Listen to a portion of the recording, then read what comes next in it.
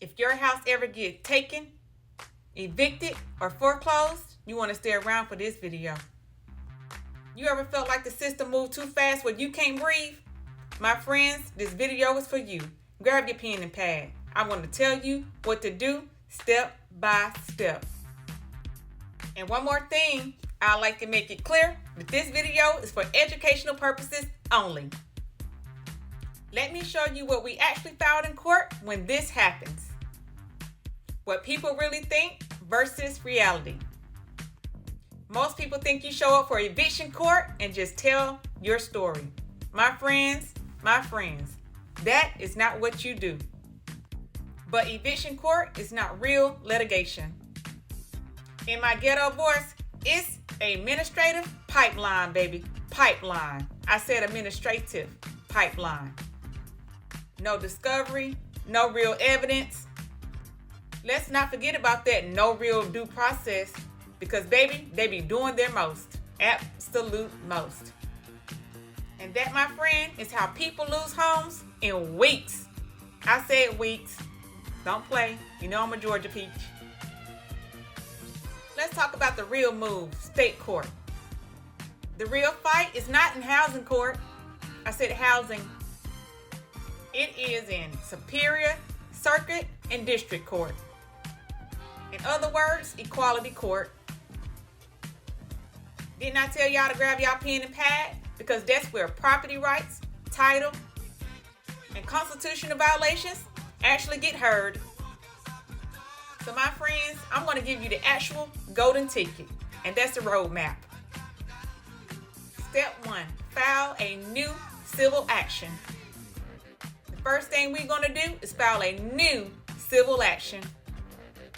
Not an appeal, not a motion, baby, not a motion. A brand new spanking lawsuit. I said lawsuit, a new one. Did I mention spanking? Yeah, I got Southern real bad. It comes out.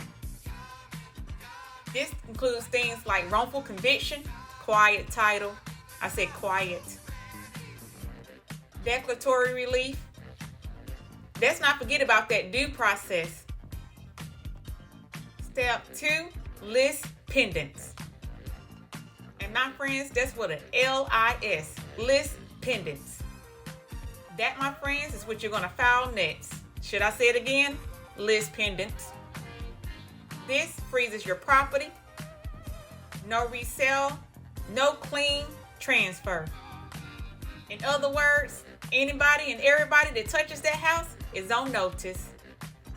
And by the way, checkmate. Step 3, file emergency petition. Is somebody already been locked out? We just go right up to that court and file an emergency petition for injunction. Got him.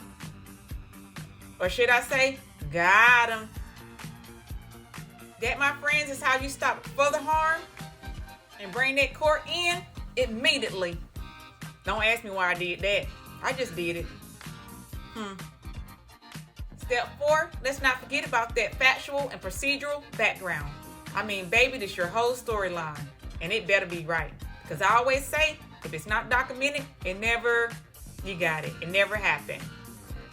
We got to make sure we file that full timeline from exact words, date to time.